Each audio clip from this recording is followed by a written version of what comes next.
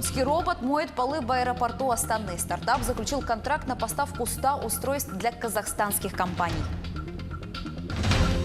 Тотальный контроль. В Ленске сотрудники госавтоинспекции провели рейд «Нетрезвый водитель».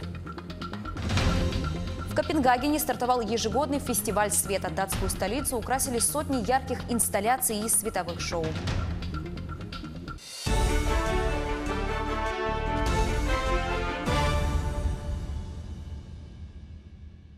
В эфире новости, в студии Анастасия Кобузева. Здравствуйте.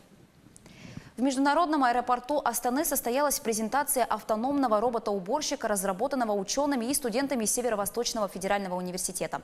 Напомним, устройство якутских изобретателей моет полы и самостоятельно ориентируется в пространстве без участия человека, обходя людей, стены и другие препятствия. При этом робот экономно расходует воду, очищая ее во внутреннем резервуаре для повторного использования. В управление внесены элементы искусственного интеллекта, что позволяет нескольким роботам эффективно взаимодействовать в одном помещении, не мешая друг другу. Также машины сами отправляются на базу для замены аккумулятора и воды. Стартапом заключен контракт на поставку 100 роботов для казахстанских компаний. Ведется переговоры на поставку еще 500 для предприятий из Российской Федерации. Прокурор города Нерюнгри утвердил обвинительное заключение по обвинению местного жителя в совершении преступлений сразу по 3 статьям. Незаконное приобретение, хранение, перевозка без цели сбыта наркотических средств и содержание притона, а также систематическое представление помещения для потребления наркотических средств. По версии следствия, обвиняемый, ранее судимый за преступление, связанное с незаконным оборотом наркотиков, осенью 2018 года заказал через интернет наркотические средства. В последующем, находясь у себя в квартире, он безвозмездно передал часть наркотиков своему знакомому.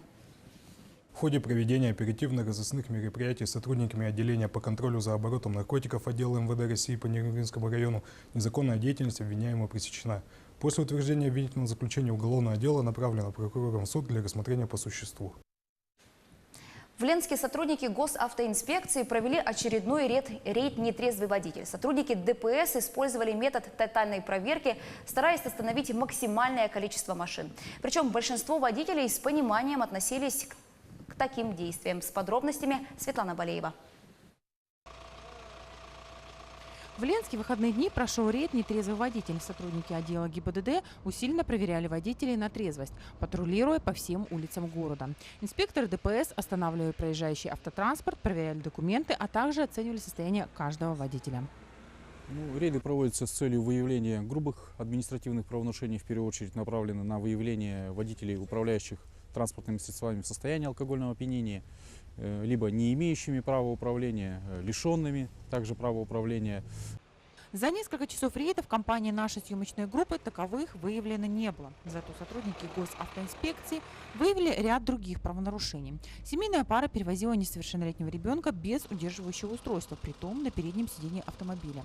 Сотрудник ДПС провел с родителями беседу и выписал штраф на 3000 рублей. По статье 12.23, часть 3, перевозка детей, не достигших возраста 12 лет, без детского удерживающего устройства.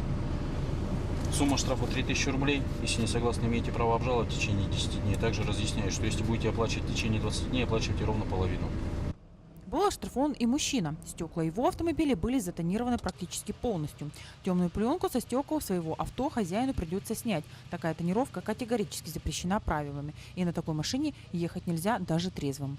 Не остается незамеченным перевозка детей, в первую очередь, влияющая на безопасность дорожного движения, а также тонировка, с которой мы также боремся.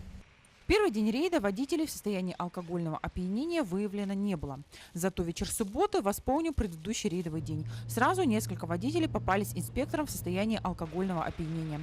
Работали сотрудники ГИБДД группами и останавливали практически каждого. На проверку много времени не уходило. Короткий диалог с инспектором, и водители продолжают свой путь. Но это только те, кто был в состоянии. Те же, кто был изрядно пьян, остались в этот день без автомобиля.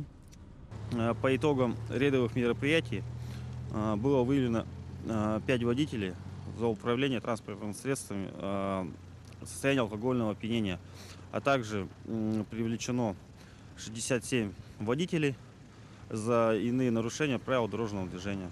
В результате подобных плановых рейдов в Ленске только за одну ночь выявляется по несколько водителей пьяниц. Наказывают их строго. Высокий штраф в 30 тысяч рублей и статус пешехода как минимум на 1,5 года. За это время они хорошенько подумают, потом заново сдадут экзамен и этим докажут право водить автомобиль. Светлана Балеева, Виталий Андреев, Ленск. Семьям, имеющим 7 и более детей, в том числе приемных, предлагают предоставлять жилищные субсидии. Это касается граждан, проживающих в сельской местности не менее 10 лет на момент рождения или усыновления 7-го ребенка. Соответствующий законопроект внесен в Госдуму. Речь идет о единовременной субсидии на приобретение, строительство жилья или улучшение жилищных условий. Согласно проекту, размер предоставляемого помещения определяется нормой, которая в большинстве регионов равна 18 квадратных метров на человека. По мнению автора, принятие законопроекта поспособствует улучшению демографической структуры российского общества, социально-экономического состояния государства и развитию сельской местности. В России планируется провести реконструкцию и переоснащение домов культуры, а также запустить большую программу по развитию материально-технической базы детских театров. Об этом заявила заместитель председателя правительства страны Ольга Голодец.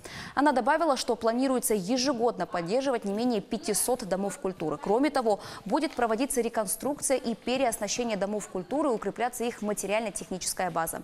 Это необходимо для того, чтобы они могли обеспечить сельским жителям доступ к нашим лучшим произведениям театрального и музыкального искусства, пояснила вице-премьер. Якутян приглашают принять участие во всероссийском ежегодном литературном конкурсе «Герои Великой Победы-2019».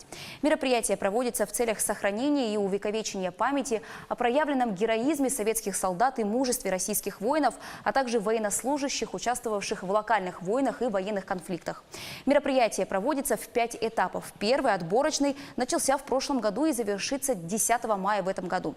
Подробнее с информацией о конкурсе можно ознакомиться на сайте «Герои Великой Победы.рф». В Копенгагене стартовал ежегодный фестиваль света. Датскую столицу украсили сотни ярких инсталляций и световых шоу. Подробности расскажет Алена Островская. В один из самых темных месяцев года датская столица осветилась разноцветными огнями. В феврале солнце в Копенгагене садится в 5 вечера и встает лишь в 8 утра. Праздник поможет людям легче пережить мрачный период, уверен куратор мероприятия Джеспер Конгсхаук. Это идеальное время для фестиваля света. Зимняя темнота создает отличный фон для сверкающих инсталляций.